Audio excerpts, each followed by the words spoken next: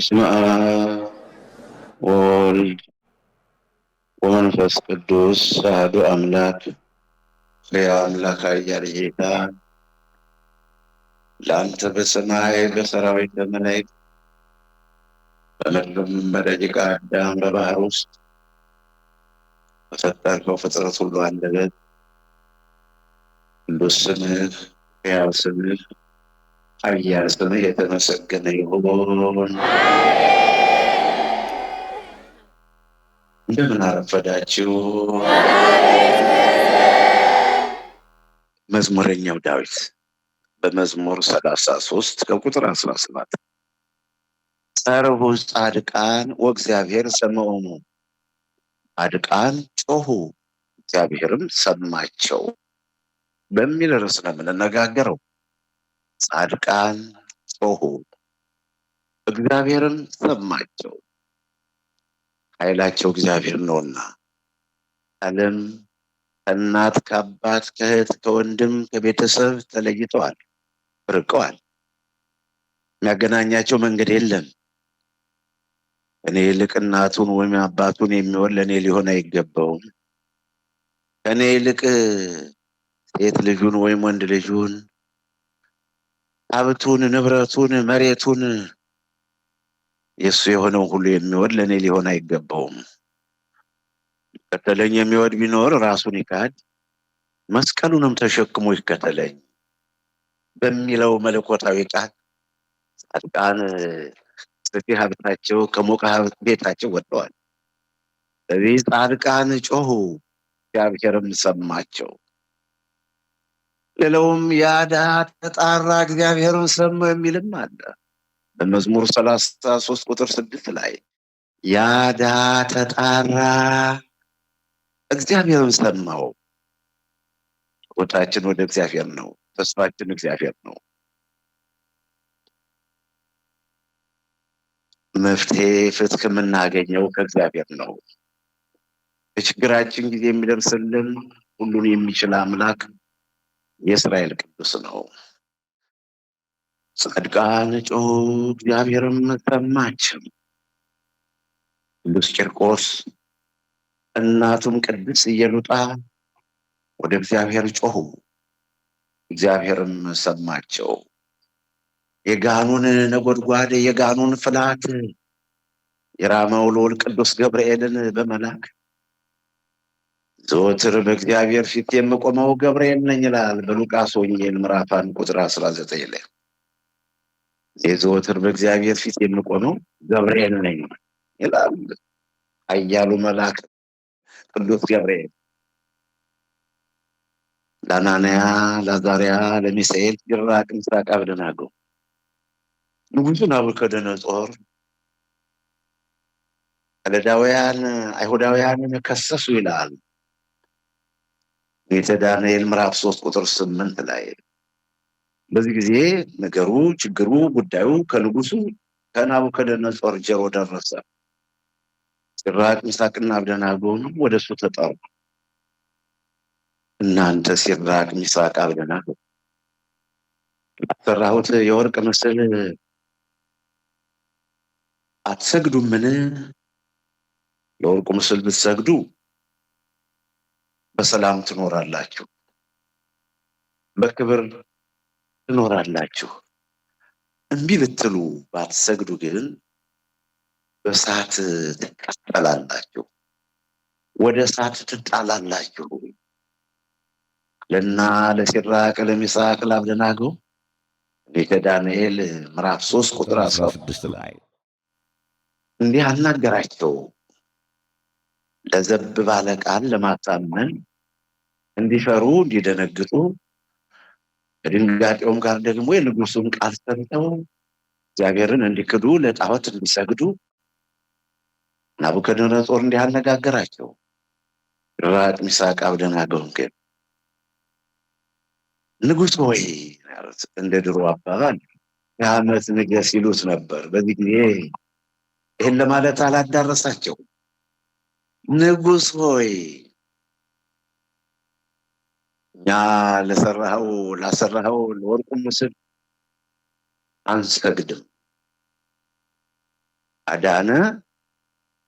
እግዚአብሔር ከእጅህ ያድነናል። የናቡከደነጾር ከኔ የሚያድናችሁ አምላክ የለም፣ ከእጄም ማምለጥ አትችሉም፣ የሚያድናችሁም አምላክ የለም ብሎ ነበር የነገራቸው። እግዚአብሔር ከእጅህ ያድነናል፣ ደግሞም ከእጅህም ባንድን እውነቱን በውሸት አንለውጥም። ሰማይና ምድርን ፈጥሮ የሚገዛ የነበረ ያለና ለዘላለም የሚኖር ጥንትም ፍጻሜ የሌለውን መጀመሪያው መጨረሻ የማይታወቅ ጌታ እግዚአብሔርን ትተን ለጣዖት አንሰግድም ነበር ያሉት። አዳነ ያድነናል፣ ማዳን ልማዱ ነው። አለዛ ግን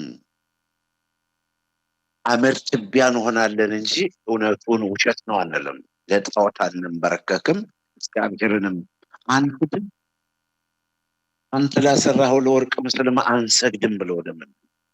ወጣቶች በእምነታችን እንጽና።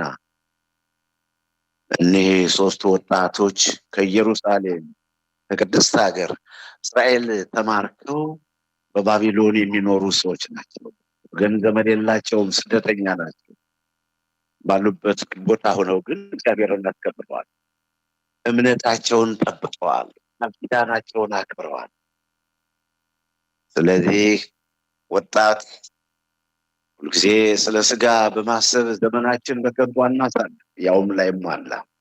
የኛው ዘመን ደግሞ እየከፋ እየተበላሸ እየወረደ የሄደ ዘመን ነው። በስጋውም እንጂ ሌትም ቀንም ቢነሳ ቢቀመጥ ቢወድቅ ቢነሳ የስጋውም የተሟላለት ሰው አይገኝም። ሁላችንም በአንዱ ስንለው በአንዱ ስንለው በአንዱ በፈተናና በችግር ነው ያለ። ምንም ደስታችን እግዚአብሔር ነው። ጻድቃን ሆይ በእግዚአብሔር ደስ ይበላችሁ፣ ለቅኖች ምስጋና ይገባችኋል። ጻድቃን ሆይ በእግዚአብሔር ደስ ይበላችሁ፣ ለቅኖች ደስታ ይገባል እያለ በመዝሙር 31 ከቁጥር 11 መዝሙር 32 ከቁጥር 1 ላይ ተፈሥተው ጻድቃን በእግዚአብሔር፣ ደስታችን እግዚአብሔር ነው። ጻድቃን ጮሁ፣ እግዚአብሔርም ሰማቸው። ሲድራቅ ሚሳቅ አብደናጎም አናንያ አዛርያ ሚሳኤል በናቡከደነጾር ፊት ተፈትነው ተናገሩ። ናቡከደነጾርም ከቁጣ ላይ ቁጣ ጨመረ። ጅማት ሁሉ ተለዋወጠ።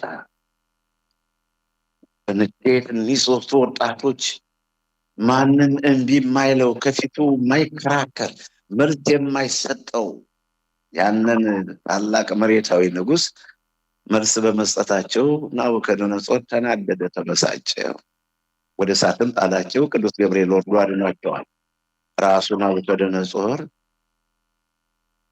በቀኙና በግራው የሚኖሩት መሳፍንቶችንና መኳንንቶችን ሶስት ሰዎች አልነበረም ወደ እሳት የጣልን ብሎ ጠየቃቸው። እነሱም አዎ ንጉሥ ሆይ አሉት። እኔስ አራት ሰዎች እመለከታለሁ፣ አራተኛው እግዚአብሔር ልጅ ይመስላል ብሎ ትንቢተ ዳንኤል ምዕራፍ 3 ከቁጥር 24 ላይ 25 26 ላይ እንዲህ በቃል ብቻ ሳይሆን በተግባር ሶስቱ አናንያ አዛርያ ሚሳኤል። አሁን ደግሞ ቅዱስ ቂርቆስና ኢየሉጣ ይህ ክርስቲያኖች ጻድቃን ቅዱሳን በድንበር አይደለም የሚጣሉት፣ በወርቅና በብር አይደለም የሚጣሉት። በዓለም ያሉ ሰዎች በድንበሩ፣ በሀብቱ፣ በእንጀራው፣ በዳቦው፣ በልብስ ቅዳጅ፣ በእንጀራ ቁራሽ፣ በሳንቲም ሽራፊ የዓለሙ ጣጣ ይሄ ነው። የዓለሙ ግጭት ይሄ ነው። እንግዲህም ዓለሙን የማያግባባው እኔ ልብላ ነው። እንብላ የሚለው ነገር ቢኖር ጠብም የለም። ፍቅር ማለትም ይሄ ነው። እኔን ደስ ይበለኝ፣ ለእኔ ይሁንልኝ ሳይሆን እኛን ደስ ይበለን። ለእኔ የሚለውን ትተን በጸሎትም ጊዜ ይሆን በስራም ጊዜ ቢሆን በማንኛውም ነገር እግዚአብሔር ፈጥሮናልና ለእኔ ማለት አንችልም። ዓለም እኮ የአንድ ሰው አይደለችም። ለእኛ እግዚአብሔር አምላካችን በዚህ ዓለም ላይ ፈጥሮናል። ስለዚህ ለእኛ ማለት ነው ያለብን። ለእኛ ብንኖሮ ጠብም የለም፣ ክርክርም የለም፣ መለያየትም የለም፣ ከግድያም ከድብድብም መድረስ የለብንም። ቅዱስ ቂርቆስና ኢየሉጣን በዱር ያሉ ዘንዶ ነብሩ አንበሳው አይደለም እኮ እለእስክንድሮስ ነው ይሄን ሁሉ መከራ የሚያጸናባቸው። ለሰው ቤተሰቡ ጠላቶቹ ይሆናሉ። ሚክያስ ምዕራፍ 7 ቁጥር 6 ላይ፣ በማቴዎስ ወንጌል ምዕራፍ 10 ከቁጥር 36 ለሰው ቤተሰቦቹ ጠላቶቹ ይሆናሉ። እለእስክንድሮስ ነው ይህን ሁሉ መከራ ያጸናባቸው።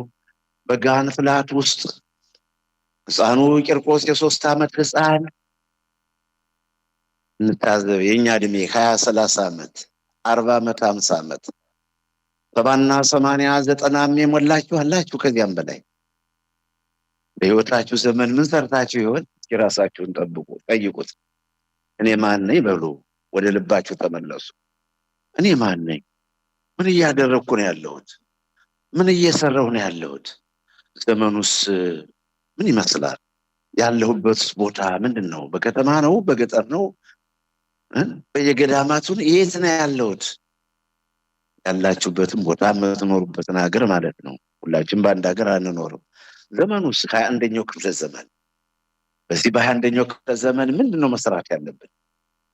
እንደ ቃየልና እንደ አቤል መገዳደል፣ እንደ ኤሳውና እንደ ያዕቆብ መሳዳደድ፣ አንዱን አንዱ ማሳደድ፣ ወይስ ጠላት ያን ታላቁ ዘንዶ የቀደመው እባብ ዲያብሎስ የተባለውን ሰይጣንና ሁለተኛው ጠላታችን ደግሞ ድህነትን በማድረግ እነዚህን ሁለት ጠላቶች ድህነትንና ሰይጣንን ድል ለማድረግ የሰው ልጆች ሁሉ ክንዳችን አንድ አድርገን ተባብረን መውጣት መውረን የሚያስፈልገው ወይስ እርስ በርሳችን መጋደል? እርስ በርሳችን በመጋደል የሚፈጠረው ለውጥ ምንድን ነው? የሚመግበን የሰማይ አምላክ ነው። በዝናብ አብቅሎ በፀሐይ አብስሎ። መቼም አንዱን አንዱ እዞት አይኖርም። የሰው ስጦታም የቱን ያህል አይደርስምና እግዚአብሔር ሲሰጥ በእጁ እንጂ የሰው ስጦታ የቱን ያህል ነውና ሰውን ሰጡ የቱን ያህል የሰው ሆድ ይሞላል። ታዲያ ምን ነካን ወገኖች? ጻድቃን እኮ ቅዱሳን እኮ ሰማዕታት እኮ የዚህን ዓለም ጣዕም ጠሉት፣ ናቁት። ስለ እግዚአብሔር ሲሉም ደማቸውን አፈሰሱ። ስለ መንግሥተ ሰማያትም መከራን ተቀበሉ። የሰማዕታት በደም ታጥበው ነው የሄዱት። አንዳች ሳይጎልብን አለመግባባት፣ መነካከስ። ጻድቃን ጮኹ፣ እግዚአብሔርም ሰማቸው። ቅዱስ ቂርቆስ ኢየሉጣ ያንን የጋን ፍላት ባየች ጊዜ ደነገጠች፣ ሥጋ ለብሳለችና ፈራች። ጋኑ እንደ ክረምት ነጎድጓድ፣ ይህ የንጉሥ ትእዛዝ ነው፣ የሀገር መሪ ትእዛዝ ነው። በዛውም ውስጥ እሾማለሁ፣ እበላለሁ፣ አድራለሁ፣ እኖራለሁ፣ ችግሬን አስወግዳለሁ የሚል ብዙ ታዛዥ ሞልቷል። እነዚህ እናትና ልጅ እንደ ወንጀለኛ ተቆጥረው እግዚአብሔርን ማመን ወንጀል። ተመልከቱ። ይህን ነገር እኮ ዝም ብለን ሳናስበው ባሉን አክብረን እንመለሳለን እንጂ ትኩረት የምንሰጠው ሰዎች የለንም። አሁን ለምንድን ነው ቂርቆስና ኢየሉጣ የሁሉ መከራ የበዛባቸው? ከልባቸው ምን ክፋት ተገኘ? በአፋቸውስ ምን ተናገሩ? ለንጉሡ ወይም ለሀገረ ገዡ ለአስተዳደር የማይበጃቸውን ነገር ምን ሰሩ? ምን ጨመሩ? ክርስቶስን ስሙን አትጥሩ እኮ ነው ይሁሉ። እንግዲህ ስለ ስሜ በአሕዛብ ሁሉ የተጠላችሁ ትሆናላችሁ። በማቴዎስ ምዕራፍ 24 ከቁጥር 9 እስከ 14 ድረስ። ማቴዎስ ምዕራፍ 10 ቁጥር 16፣ 17 እስከ 23 ድረስ። እንደ በጎች በተኩላዎች መካከል እልካችኋለሁ፣ እንደ እባብ ብልህ እንደ ርግብ የዋህ ሁኑ የሚል ነው የተጻፈው። እንደ እባብ ብልህ እንደ ርግብ የዋህ ሁኑ። ስለ ስሜም በሰው ሁሉ የተጠላችሁ ትሆናላችሁ። በሸንጎ ይጎትቷችኋል፣ በምኵራብ ያስሯችኋል፣ ይደበድቧችኋል፣ መከራ ያጸኑባችኋል። እመን አትመን ኢየሱስ ክርስቶስ የሚል ስም አትጥሩ፣ ስሙን አትጥሩ፣ ለጣዖት ስገዱ፣ እግዚአብሔርን ካዱ በማለት መከራ ያጸኑባችኋል። ስለምትናገሩት አትጨነቁ። በእናንተ ላይ የሚናገር የአባታችሁ መንፈስ እንጂ እናንተ አይደላችሁም። ከንጉሡ ፊት ከኃያላን ፊት ስንቀርብ ምን እንናገር ይሆን ብላችሁ ስለምትናገሩት አትጨነቁ። ወደረኞቻችሁን እጃቸውን ባፋቸው የሚያስጭን ንግግር ትናገራላችሁ። ሉቃስ ምዕራፍ 21 ቁጥር 15 ላይ ወደረኞቻችሁ ጠላቶቻችሁ እስኪገርማቸው ድረስ እጃቸውን ባፋቸው እስኪጭኑ ድረስ ግራ እስኪገባቸው ድረስ እንደፈለጉ እንዳንሆንላቸው የእግዚአብሔር መንፈስ እያሰለጥነናል፣ እያበረታናል፣ ኃይል ይሆነናል። ጠላቶቻችን ሰይጣንና ሰራዊቱን በቆፈሩት ገደል ባጠመዱት ወጥመድ ይጥልልናል። እንዲህ ነው እስካሁን የደረስነውና በስሜ በሰው ሁሉ ዘንድ የተጠላችሁ ምንድን ነው?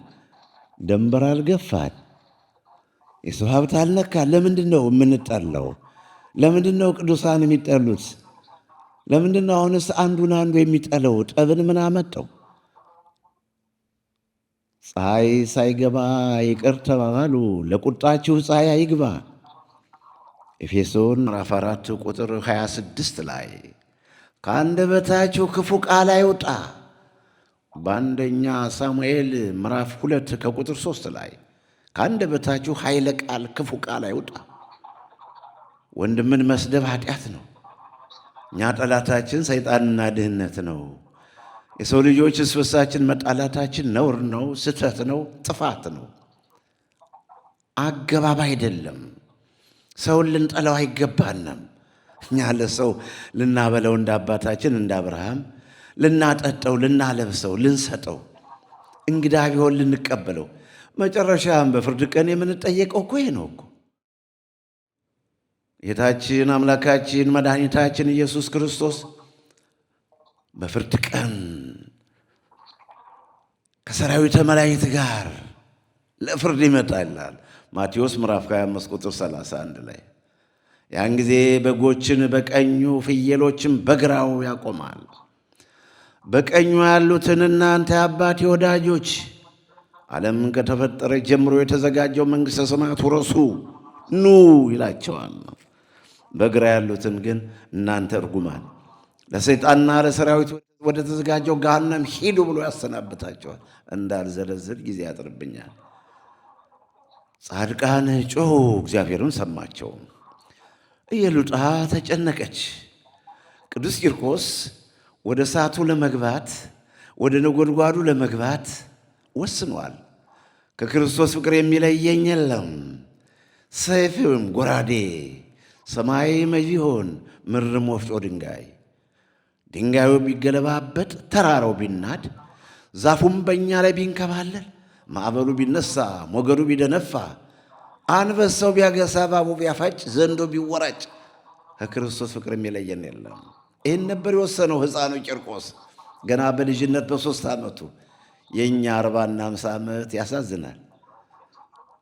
40 50 ብለን በቆጠርን ቁጥር 30 40 እና 50 ኃጢአት እየጨመርን ከበደል ላይ በደል እየጎደለውን ያልሰራነው ኃጢአት፣ ምናልባት ስርቆት ከሆነ ግድያ ከሆነ ክደት፣ በምድር ላይ ያሉትን ኃጢአቶች ሸምጥጦ ሁሉንም ደምድሞ ለመስራት የእኛ ዕድሜ በረዘመ ቁጥር ኃጢአታችን ነው የሚበዛው። የኃጢአት ብዛት ነው። እኛ እንዲህ አልነበረም። እግዚአብሔር ግን ለእኛ ዕድሜን የሚሰጠን እንድንመለስ እንደሆነ መጽሐፍ በብዙ ምሳሌ ባልጨርሰውም ባልዘረዝረውም ተናግረዋል። ሁለተኛ ጴጥሮስ ምዕራፍ 3 ከቁጥር 8 ላይ እግዚአብሔርስ ስለ ተስፋ ቃሉ አይዘገይም፣ ነገር ግን ከኃጢአታችሁ እንድትመለሱ ከዕድሜ ለዕድሜ ይሰጣል ብሎ የሐዋርያት አለቃ ቅዱስ ጴጥሮስ እንዲህ ተናገረ። ወንጌላዊ ሉቃስ በወንጌል መንግሥት እንደጻፈው በሉቃስ ወንጌል በዛች በለስ ምሳሌ ፍሬ እንዳለባት ብሎ ሄደ። በተደጋጋሚም ሄደ፣ አላገኘባትም። ከእንግዲህስ ቁረጧት፣ ምድሩን አርክሰዋለች። በሉቃስ ወንጌል ምዕራፍ 13 ቁጥር 6፣ 7፣ 8፣ 9 ላይ መሬቱን አረከሰችው፣ ምድሩ ረከሰ። ስለዚህ ቁረጧት። ነገር ግን እስኪ ተዋት፣ የበለጠ መሬቱን እናለሳልሰው፣ አስፈላጊውን ነገር ማዳበሪያውን እናደርግላት። የዛሬ ዓመት ብታፈራ ትተዋታለህ፣ ካለዛ ግን ትቆርጣታል። የእኛ ዕድሜ እንደዚህ ነው። የእኛ ዕድሜ የሚራዘመው መልካም እንድንሰራ ነው፣ ፍሬ እንድናፈራ ነው፣ ፍሬያማ እንድንሆን እንጂ ትላንት ያልሰራነውን ኃጢአት ዛሬ ለመስራት ዛሬ ያልሆነ ዛሬ በምኞት የቀረውን ነገ ለማከናወን የእኛ ውሎ አዳር፣ የእኛ ማምሸት፣ ማንጋት፣ መክረምና መባጀት ይሄ አልነበረም ነበር። የእኛ መዋል ማደር ለጽድቅ ነው። አላበጀንም ብለን ወደ እግዚአብሔር እንድንመለስ ፈጣሪያችን እንድናስበው መሞትና መጠየቃችን አስበን አውቀን ጌታን ማረን እንድንል እንደሆነ እንዲህ መጽሐፍ ቅዱስ እንዲህ ይናገራል። በሉቃስ ወንጌል ምዕራፍ 13 ከቁጥር 6፣ 7፣ 8፣ 9 የተጻፈ ቃል ነው። የዘንድሮን ተዋት። እኛም ታመን የምንድነው ከተለያየ አዳጋ የምንወጣው እግዚአብሔር ያን አዳጋ እያሰብነ ያን በሽታ እያሰብነ አይ ሙቼ እኮ ነበር፣ ተረስቼ እኮ ነበር፣ ጌታ ሆይ ማረኝ እያለን ንስሐ እንድንገባ ነበር። መንግሥተ ሰማያት ቀርባለችና ንስሐ ግቡ። በማቴዎስ ምዕራፍ 3 ከቁጥር 1 ላይ፣ በማቴዎስ ምዕራፍ 4 ከቁጥር 17 ላይ የበረሃው መናኝ መጥምቀ መለኮት ቅዱስ ዮሐንስ በበረሃ 30 ዓመት ከኖረ በኋላ ትምህርቱን ሲጀምር እናንተ የእፉኝት ልጆች ጻፎችና ፈሪሳውያን ከሚመጣው ቁጣ ታመልጡ ዘንድ ማን አመለከታችሁ? አብርሃም አባት አለ እንደምትሉ አይምሰላችሁ። እግዚአብሔር ለአብርሃም ከነዚህ ድንጋዮች ልጆችን ማስነሳት ይችላል እያለ እናንተ የእፉኝት ልጆች ይላቸው ነበር። መንግሥተ ሰማያት ቀርባለችና ንስሐ ግቡ። ቁጥር 8 ላይ ከእንግዲህ ስለ ንስሐ የሚገባ ፍሬ ያደርጉላቸው። እናንተ የእፉኝት ልጆች ካላቸው በኋላ ከእንግዲህ ስለ ንስሐ የሚገባ ፍሬ ያደርጉ። በቃ ከዚህ በፊት የሰራችሁት ግፍ፣ ጉቦ መማለጃ፣ አራጣ ማበደር፣ ደንበር ማፍረስ፣ ዋርሳ መውረስ፣ ዝሙት መፈጸም፣ መስረቅ፣ ንጹሕ ደም ማፍሰስ ይበቃችኋል፣ ከእንግዲህስ በቃ እያለ ነበር የሚመክራቸው። ጌታችን አምላካችን መድኃኒታችን ኢየሱስ ክርስቶስም በማቴዎስ ምዕራፍ 4 ከቁጥር 17 ላይ መንግሥተ ሰማያት ቀርባለችና ንስሐ ግቡ እያለ ነበር ያስተማረው። እና እንግዲህ ጻድቃን ጮኹ፣ እግዚአብሔርም ሰማቸው። ኢየሉጣ ተጨነቀች፣ ልጇን ቂርቆስን ጥላው ለመሄድ ተገደደች። እንደገሉና እረኛው ይመታል፣ በጎች ይበተናሉ። ትንቢተ ዘካርያስ ምዕራፍ 13 ቁጥር 7 ላይ፣ በማቴዎስ ወንጌል ምዕራፍ 26 ቁጥር 31 እስከ 35 እረኛው ይመታል፣ በጎች ይበተናሉ የተባለው ይፈጸም ዘንድ የመጽሐፉ ቃል ይፈጸም ዘንድ ጌታችን አምላካችን መድኃኒታችን ኢየሱስ ክርስቶስ በተያዘ ጊዜ ሐዋርያት ተበትነዋል፣ ሐዋርያት አልተገኙምና አሁንም ልጇን የ3 ዓመት ሕፃን አይታ ሳትጠግበው ከሀገሯ ከሮም ተሰዳ በተሰደደችበት ሀገር እንዲሆን አሁንም ሀገረ ገዢው ተከታትሎ ሲይዛት ልጇን አሳልፋ ሰጣ። እሷ ማምለጥ ፈለገች። ቅዱስ ቂርቆስ ግን ጌታ ሆይ በውኑ ይሄ ግንዱ ተቃጥሎ ቅጠሉ እንዴት ቅርንጫፉ እንዴት ይቀራል? አምላኬ ሆይ እናቴ በዘላለም እሳት ልትቀጣ የኔ መዳንስ ምንድን ነው? ጌታዬ ሆይ ይህ ሁሉ ከሚሆን ከሕይወት መጽሐፍ ደምስሰኝ አለ፣ እንደ አባቱ እንደ ሙሴ። ዘጸአት ምዕራፍ 32 ቁጥር 32 ላይ ሙሴ በሲና ተራራ ላይ 40 ቀን 40 ሌሊት ኢያሱን አስከትሎ ከእግዚአብሔር ጋር በሰነበተ ጊዜ ከተራራው ሲወርድ ጣዖት ሰርተው ሲሰግዱ አገኛቸው። እሱም ሙሴም እግዚአብሔርም አለ ሕዝብህ እስራኤል ንቀውኛል፣ አንተን ለታላቅ ሕዝብ መሪ አደርግሃለሁ። ዘጸአት ምዕራፍ 32 ቁጥር 10፣ 17፣ 20 ለታላቅ ሕዝብ መሪ አደርግሃለሁ፣ እነዚህን ግን ጨርሳቸዋለሁ ሲል ሙሴ እኔን ከሕይወት መጽሐፍ ደምስሰኝ፣ እስራኤልን ግን አትንካብኝ ነው ያለ። የአባቶቻችን ይሄ ነው፣ ከአባቶቻችን የወረስነው። እኔን ደምስሰኝ፣ እኔ ልሙት፣ የጻድቅን ሞት እኔ ልሙት። ቢበድሉም እስከ ኃጢአታቸው ማራቸው። ከሰው በጎ ነገር አይጠበቅም። ሰው ክፉ ነው፣ ጌታ ሆይ ማራቸው። ከግብፅ ምድር ያወጣቸው በረሃ ላይ ምድረ በዳ ላይ መቃብር እንደሌለ ልጥላቸው ነው። አምላካችን ጌታ ሆይ እባክህ ማርልን፣ እንዲሁም ከሕይወት መጽሐፍ እኔን ደምስሰኝ፣ እስራኤልን ከምትነካብኝ፣ እነሱ ከሚያልቁ ብቻዬን ከምቀር፣ ወይም ለሌላ ለታላቅ ሕዝብ መሪ ከምታደርገኝ፣ ከማውቃቸው ከሥጋዬ ቁራጭ አጥንቴ ፍላጭ ከእስራኤላውያን ጋር ሁኜ እኔን ከሕይወት መጽሐፍ ደምስሰኝ ማርልኝ አለ። እግዚአብሔርም ምሮለታልና አሁንም የ3 ዓመት ሕፃን ቂርቆስም ያለው ምንድን ነው? እባክህ እናቴን ማርልኝ፣ ካለዚያ ግን ከሕይወት መጽሐፍ ደምስሰኝ። 9 ወር ከ5 ቀን በማኅፀኗ ተሸክማ 3 ዓመትም አሳድጋ አሁንም ስትሰደድ ጥላኝ አልተሰደደችም። ልጄን ብላ ልጄን አዝላ ብቻዋን ብትሄድ የበለጠ መንገዷ ይቀና ነበር። እኔን አዝላ ነው በደከመኝ ቁጥር በትከሻዋ በጀርባዋ እያዘለች። አሁንም ታዲያ እናቴን ሲኦል ከምትገባ እኔ ከሕይወት መጽሐፍ ደምስሰኝ አለ ሕፃኑ ቂርቆስ። ጻድቃን ጮኹ፣ እግዚአብሔርም ሰማቸው። ርዕሳችን ይህ ነውና እኛ እንጮኻለን። እስራኤልን ጩኸታቸውን ሰምቻለሁ፣ እንባቸውን አይቻለሁ፣ ላድናቸው ወርጃለሁ። ዘጸአት ምዕራፍ 2 ቁጥር 20፣ 21፣ 22 ላይ፣ ዘጸአት ምዕራፍ 3 ቁጥር 6፣ 7፣ 10 እና 11 ላይ እስራኤል ጮኹ፣ ጩኸታቸውን ሰማሁ፣ አለቀሱ፣ እንባቸውን አየሁ፣ ላድናቸው ወረድኩ ብሏልና አሁንም ጻድቃን ጮኹ፣ እግዚአብሔርን ሰማቸው። እኛም እጃችን ዘርግተን እንጮኻለን። ሕያው አምላክ ኃያል ጌታ ሆይ አንተን አምነን እንጂ በእውነት ለመዋል ለማደር የሚመች ነገር ኑሮ አይደለም። ፈተናችን በዚህ ዓለም ላይ የሰው ሁሉ ፈተናው ብዙ ነው። ለግሌማ በቸርነትህ ይዘኸኛል። እንደ ደካማነቴ እንዲህ አርገህ ይዘኸኛል ጌቴ፣ ለእኔ ያጎደልከው ነገር የለም። ነገር ግን ሰው በዚህ ዓለም ላይ ደስተኛ አይደለም። ደግሞም በተለይ በአሁኑ ሰዓት ሰው እየከፋ ሄደ። የሰው ኃይል ከገንዘብ ከብር ከሳንቲም ብቻ ከዳቦና እንጀራ ብቻ እንጂ ሰውን ሰው ጠላው። ይህም ሆኖ ደግሞ ተራርቆ የመጠላላት ሳይሆን ገንዘብን የመዝረፍ የመቀማት የማታለል፣ እኔ ልብላ አንተ ጦምህን እደር፣ እኔ ልብላ እኔ ልደሰት አንተ አልቅስ፣ እኔ ልብላ አንተ ተፈራገጥሙት በጣም ጭካኔ ነውና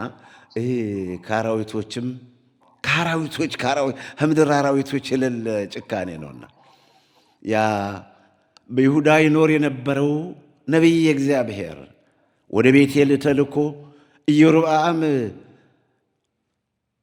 በመሠዊያው ገብቶ ሲያጥን መሠዊያው ሆይ እያለ እግዚአብሔር እንዲህ ይላል ብሎ ትንቢቱን ሲናገር ያን ጊዜ የተናገረ ሁሉ ተፈጸመ። አንዳች የቀረ ነገር የለም። በአንደኛ ነገሥት ምዕራፍ 13 ከቁጥር 1 ጀምሮ እስከ 25 ድረስ በዛን ጊዜ ንጉሡ ኢዮርብዓም ባየው ታምር ከገንዘቤ ልስጥህ፣ በረከት ውሰድ፣ ብላና ጠጣና አለ። መጀመሪያ ያዙት ብሎ ነበር። በኋላ ግን አቅሙን ሲያውቅ እግዚአብሔር ለወዳጆቹ ለነቢያት፣ ለጻድቃን፣ ለሰማዕታት የሰጣቸውን ኃይል ሲረዳ እንደገና ወደ ቤትና በረከት ወርቅና ብር ልስጥህ፣ እንጀራም ብላ ጠጣ ብሎታልና እንጀራም ብላ ውሃም ጠጣ አለው። ነቢዩ ግን እኔ ከእግዚአብሔር ስላክ በሄድክበት መንገድ አትመለስ፣ እንጀራም አትብላ፣ ውሃም አትጠጣ በሚል ቃል ስለሆነ ንጉሥ ሆይ ገንዘብክንም አልፈልግም፣ እውነተኛው ነቢይ እንጀራም አልበላም ውሃም አልጠጣም ብሎ ጉዞውን ቀጠለ። ይህንን የሰማ አንድ ሽማግሌ ነቢይ በቅሎውን አስጭኖ ተከተለው፣ ደረሰበት። አንተ ወንድሜ ሆይ እኔም እኮ ነቢይ ነኝ። እግዚአብሔር አሁን ከቤት መልስና ይብላ ይጠጣ አብለው አጠጣው ብሎኛል። ይሄ ከእግዚአብሔር የታዘዘ እግዚአብሔር እኔም እንዳንተ ነቢይ ነኛል። ይሄን ባለው ጊዜ እውነት መስሎት እሺ ብሎ ከዛ ከሽማግሌው ነቢይ ቤት ሲበላ ሲጠጣ እግዚአብሔር ቃል ከሰማይ መጣ። እኔ በእግዚአብሔር ቃል ላይ አምፀሃል፣ ወደ ሀገርህ ስትሄድ ሬሳህ መንገድ ላይ ይቀራል፣ አንበሳ ይበላሃል። በእግዚአብሔር ቃል አምፀሃል። አትብላ ተብለህ ነበር በላህ፣ አትጠጣ ተብለህ ነበር ጠጣ፣ አትቀመጥ በሄድክበት መንገድ አትመለስ ተብለህ ነበር ተመለስክ አለው። ያም ሆነ ይህ ተነሳና ያ ሽማግሌው ነቢይ በቅሎውን ጭኖ ሲሸኘው አንበሳ መንገድ ላይ ያገኘና ሰበረው። አንበሳውም ያንን ነቢይ እግዚአብሔር ከገደለው በኋላ መሬት ላይ ጥሎታል። በቅሎዋም ቁማለች፣ አንበሳውም ቁሟል። አንበሳውም ገድየዋለሁ ልብላው ሳይል ስጋ የሚወድ ስጋ ምግቡ የሆነ አንበሳ ሬሳውን እየጠበቀ በቅሎዋም ቁማለች፣ በቅሎዋን አልነካትም። እስከዚህ ድረስ ነው። ሰው ግን ጨካኝ ነው። አንበሳው እንኳን የታዘዘውን ገደለው እንጂ አልበለውም። በቅሎዋንም አልነካትም። የታዘዘውን ብቻ ሰውየውን ገደለ። ቁሞ ይጠብቅ ነበር። መንገደኛ ሲሄድ አንበሳውም ቁሟል፣ በቅሎቱም ቁማለች፣ ሰውየው ወድቋል። ወስደው እንዲቀብሩት ተደረገ። እንዲህ ይደረጋልና ብዙ መጨከን የለብንም፣ አንጨካከል ለማለት ነው። ወገኖች ሆይ አሳቾች ስንባል እውነተኞች ነን። ያልታወቁ ስንባል የታወቅን ነን። የተቀጣን ስንሆን አንገደልም። የምንሞት ስንሆን ሕያዋን ነን። አንዳች የሌለን ስንሆን ሁሉ የኛ ነው። ድሆች ስንሆን ብዙዎችን ባለጸጋ እናደርጋለን። የሐዋርያው የቅዱስ ጳውሎስ መልእክት ሁለተኛ ቆሮንቶስ ምዕራፍ 6 ከቁጥር 8 ላይ ነው። አሳቾች ስንባል እውነተኞች ነን። ያልታወቁ ስንባል የታወቅን ነን። የተቀጣን ስንሆን አንገደልም። የምንሞት ስንመስል ሕያዋን ነን። ሐዘንተኞች ስንሆን ዘወትር ደስ ይለናል። ድሆች ስንሆን ብዙዎችን ባለጸጋ እናደርጋለን። ምንም የሌለን ስንሆን ሁሉ የኛ ነው። እንግዲህ ያስተማረን የመከረን የገሰጸን አምላክ የተመሰገነ ይሁን። አምላካችን ቅዱስ ቂርቆስ ወደ እግዚአብሔር አመለከተ። እናቱ ኢየሉጣም ተመለሰች። ቅዱስ ቂርቆስና ኢየሉጣም ወደ ጋኑ ተጣሉ። የራማው ልዑል ቅዱስ ገብርኤል ሰላም አብሳሪው ያንን ጋኑን ጸጥ አድርጎ እንደ ጧት ጤዛ እንደ ቀዝቃዛው አድርጎላቸው ከእሳት ወጥተዋል። ስለዚህ ነው ጻድቃን ጮኹ፣ እግዚአብሔርን ሰማቸው። ከተያያዘ ከተቀጣጠለ እሳት ከተሳለ ስለት ያድነናል ጌታ እግዚአብሔር። እሱን አምነን የሚደርስብን ነገር የለም። ከእናንተ የበደልኩት ማን ነው? ከእናንተ ያስቀየምኩት ማን ነው? ከእናንተ ያሳዘንኩት ገንዘብ፣ ልብስ፣ ብር የወሰድኩበት የቀማሁት ያስለቀስኩት ማን ነው? ትወዱኛላችሁ? እንደገና ትወዱኛላችሁ? ሰይጣንን ይጭነቀው፣ ዓለሙን ይድነቀው። ትወዱኛላችሁ? እግዚአብሔር ይባርካችሁ። ፍቅር በተግባር በተግባር ፍቅር ፍቅር በተግባር አዲያም ዮርዳኖስ ወንቅሸት ቅዱስ ገብርኤል ዓለም አቀፍ ሆስፒታል፣ አዲያም ዮርዳኖስ ወንቅሸት ቅዱስ ገብርኤል ዓለም አቀፍ ዩኒቨርሲቲ በተግባር በእውነት የሰው ልጆች ከስጋም ከነፍስም የምንፈወስበት ከስጋም ከነፍስም የምንድንበት ከጥፍራችን እስከ ጠጉራችን በነፃ ያለ 5 ሳንቲም በነፃ የምንድንበት ከሰይጣን ማሰሪያ ከዲያብሎስ ማሰሪያ። አቤት ወንቅሸት፣ አቤት የወንቅሸት ውለታ! ማን ይመልሰው? ማን ይከፍለው ይሆን? አዲያም ዮርዳኖስ ወንቅሸት። እንዴው ወንቅሸት ወንቅሸት ወንቅሸት ስለው እኖራለሁ፣ ሌላ ውለታም የለኝም። አዲያም ዮርዳኖስ ወንቅሸት እናንተ መንፈሳዊ ጀግኖች በእግዚአብሔር ፈቃድ የሰራችሁት የመሰረታችሁት፣ አሁን ደግሞ መንበረ ጸባዖት ገዳመ መንፈስ ቅዱስ ማኅበረ በኩራት ታላቅ ታሪክ ሰራችሁ። የማይሞት ሥራ አስቀመጣችሁ። ማኅበረ በኩራት ዕድለኞች። አቤት አቤት አቤት! እኔ ኢትዮጵያን በዚህ በአጭር ጊዜ ሁሉን አገር መጥራት አልችልም። አንዱን ጠርቻ አንዱን አልተውም። ከአራቱ ማዕዘን ከምስራቅ፣ ከምዕራብ፣ ከሰሜን፣ ከደቡብ ተምዘገዘገ በንዴት ማኅበረ በኩራት እንዴት አባታችን በሌሉበት ይህ ሥራ ተቋርጦ የማይቀር ቋያ የማይበቅልበት አለ። ተናደዱ። መንፈሳዊ ተምዘገዘጉ። በአጭር ጊዜ ዓመት ሳይሞራ መንበረ ጸባዖት ገዳመ መንፈስ ቅዱስን 5 ጉልላት አስቀምጠው መስቀሉን አስቀምጠዋል። መንፈሳዊ ጀግኖች ባህር ማዶ በስደት ማኅበረ ትጋት እንዲህ ማኅበር እንዲህ ነው። ማኅበር በተግባር ነው። ማኅበር ፈውስ ያለው ድነት ያለው ማኅበር ደግሞ በማኅበሩ የዳነ ሰው ነው። በማኅበሩ ያለ የዳናችሁ ናቸው ማኅበረ ትጋቶች፣ የዳናችሁ ናቸው ማኅበረ በኩራቶች፣ የዳናችሁ ናቸው ማኅበረ ልማቶች። አታልዬ አይደለም ማኅበሩን ያቋቋምሁት። ድናችሁ ነው፣ ተጠቅማችሁ ነው። ዘራችሁ ተባርኮ ነው። ማሳው፣ ጋጡ፣ በረቱ ተባርኮላችሁ ነው። ጎታው፣ ጎተራው፣ ሞሰቡ ተባርኮላችሁ ነው። ትጋት ማኅበረ ትጋት። ያ ለመናገር ምን ችግር አለብን? የሆነ እውነት ስለሆነ የምናፍርበት ነገር የለም። ቀንሰን ነው ብንናገር እንጂ ሁሉን መናገር አንችልም። አዲያም ዮርዳኖስ ወንቅ እሸት ቅዱስ ገብርኤል፣ አዲያም ዮርዳኖስ ርዕሰ አድባራት ወገዳማት ደብረ ልዑላን ገና ቂርቆስ፣ አዲያም ዮርዳኖስ ደብረ ዘይት አሰድም ማርያም፣ አዲያም ዮርዳኖስ ርዕሰ አውደ ዓመት ቅዱስ ዮሐንስ ቃለዋዲ ቅዱስ ዮሐንስ፣ አዲያም ዮርዳኖስ መንበረ ጸባዖት ገዳመ መንፈስ ቅዱስ በለው።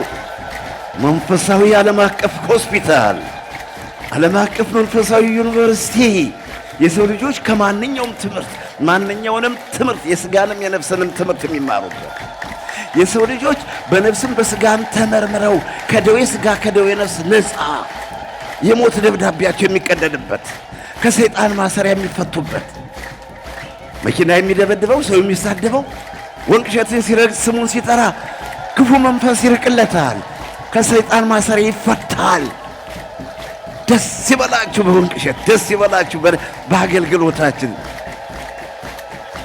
እንዴት ቆያችሁ? ግሩም ነው፣ እጹብ ነው፣ እጹብ ነው፣ ድንቅ ነው። እድለኞች ነን። ለእኛ ለድሃዎች እንዲህ ያለ ክብር እንደ የጌታ ሥራ የጌታ ሥራ ለእኛ ለድሃዎች ይህን አይነት ክብር አሁን እንዲያው በሰውም ለማየት በሰው ሁሉም ለማየት ይቸግራል። እንኳን በራሳችን ላይ እንዲህ አይነት ክብር እንዲህ አይነት እድለኞች ነን። እግዚአብሔርን አመስግኑት፣ ድንግልን አመስግኗት። የራማው ልዑል ቅዱስ ገብርኤልን በገብርኤል ደስ ይበላችሁ፣ ሰላም አብሳሪው። ይሄ በእግዚአብሔር ፊት የምቆመው ገብርኤል ነኝ፣ እኔ በእግዚአብሔር ፊት የምቆመው ገብርኤል ነኝ አለ። እድለኞች ናችሁ፣ ደስ ይበላችሁ። ያንሳል ያንሳል ያንሳል ያንሳል። እልል በሉ። ዓለም ይደነቅ፣ ሰይጣን ይጨነቅ፣ ጠላታችን ሰይጣን ይጨነቅ።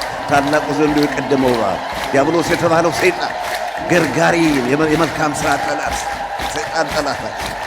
እኛ ጠላት የለንም ከሰው ከሥጋ ለባሽ ሰው ሥጋ ከሥጋችን ቁራጭ አጥንታችን ፍላጭ ነው። እንገዛለታለን፣ እናገለግለዋለን፣ ፈጣሪያችን እናመሰግናለን፣ ሰው እናገለግላለን። የሰው ጠላት የለንም። ጠላታችን ሰይጣን ነውና ጠላታችን ሰይጣንን ከእግራችን ስር ይጣልልን። ጠላታችን ሰይጣን በሰማይ ሰልፍ ነበረ። ሚካኤልና መላእክቱ ዘንዶውን ተጣሉ፣ ገጠሙት፣ አልቻላቸውምና ወደ ምድር ተጣለ። አሁንም ከገጸ ምድር ያጥፋልን መድኃኔ ዓለም ኢየሱስ ክርስቶስ። ስለ ሰራዊተ መላእክት፣ ስለ ቅዱስ ሚካኤል፣ ስለ ቅዱስ ገብርኤል፣ ስለ ቅዱስ ሩፋኤል ብሎ ጠላታችን ሰይጣንን ያርቅልን። የሚያፋጀን የሚያናክሰን ምክንያት በእርግጥ በር ካልከፈቱለት አይገባም። ቢሆንም ግን ምክንያቱ መቼም ሰይጣን አሳስቶኝ ስለሆነ ክፉን መንፈስ ያርቅልን። በእውነት አትርሱን የሚሉትን ሁሉ አይርሳብን። በዓለም ዙሪያ ሆኖ አትርሱን የሚሉትን በዓለም ዙሪያ ሆኖ የሚያስቡንን ሁሉ አምላከ ቅዱስ ገብርኤል ይጠብቅልን። ሀገር መንገዳችሁን ሰላም፣ ፍኖተ የማን፣ ፍኖተ ጽድቅ፣ ፍኖተ ብርሃን፣ ፍኖተ ሰላም አድርጎ በሰላም ያርሳችሁ። ወንቅሸት ሆይ ብረሳሽ ቀኜ ትርሳኝ። እንደኔ ያላችሁ ወንቅሸትን የምትወዱ የወንቅሸት ፍቅር ያለባችሁ ወንቅሸት ሆይ ብረሳሽ ቀኜ ትርሳኝ። ባላስብሽም ምላሴ ከተናጋ የትጣጋ ከደስቴ ሁሉ በላይ ወንቅሸትን ባላስብ ኢየሩሳሌም ሆይ ብረሳሽ ቀኜ ትርሳኝ ብሏል መዝሙር 136 ቁጥር 5 ላይ። እንግዲህ ጌታ ሆይ ስለ እናትህ ስለ ድንግል ብለህ ማረን። ድንግል ሆይ ከልጅሽ ከወዳጅሽ አማልጅን።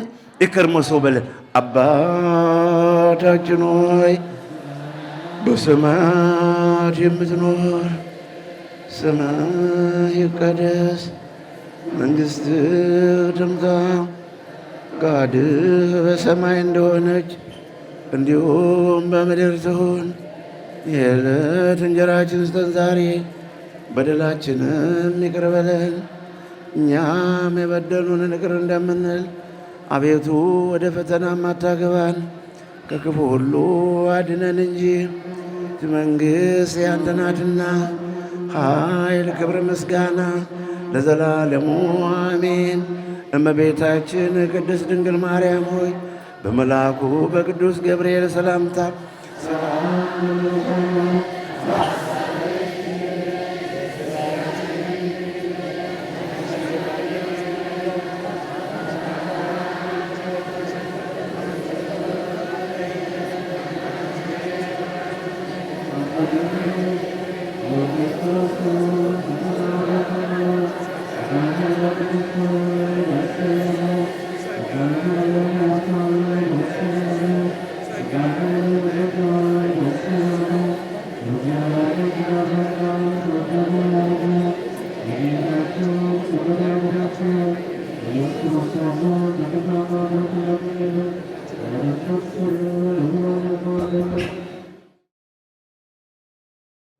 አባቶች ካህናት፣ ወንድሞች ዲያቆናት፣ ወንዶችም ሴቶችም ከዚህ የተሰበሰባችሁ ከኃጢአት ማሰሪያ የተፈታችሁ ነፃ የወጣችሁ ሁኑ።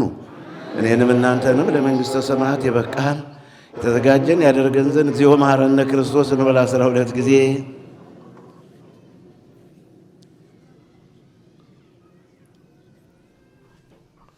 ከማሁ በእንተ እግዝእትነ ማርያም መሐረነ ክርስቶስ እንበል 12 ጊዜ።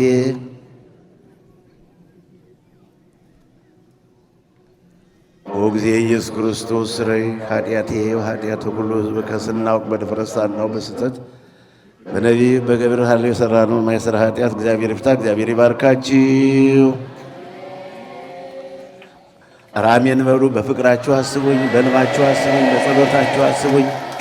ጸጋነ ሳይነ ወሕይወተ ረከብነ ጸጋነ ሳይነ ወሕይወተ ረከብነ በኃይለ መስቀሉ ለኢየሱስ ክርስቶስ በኃይለ መስቀሉ በኃይለ መስቀሉ ለኢየሱስ ክርስቶስ በኃይለ መስቀሉ ያከ እግዚኦ ናኩት ወንሴብሐከ እግዚአብሔር ያከ እግዚኦ ናኩት ወንሴብሐከ እግዚአብሔር። ደስ ይበላችሁ በጌታ ጸጋነ ሳይነ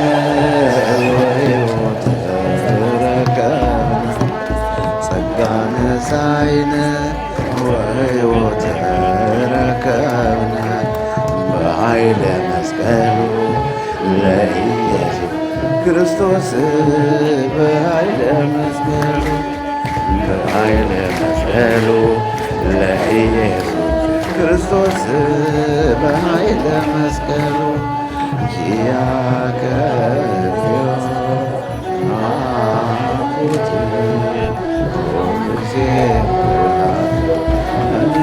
እግዚአብሔር ያከ ናኩት እግዚአብሔርን ሕይወትንም ተቀበልን፣ ጸጋን አገኘን፣ ሕይወትንም ተቀበልን።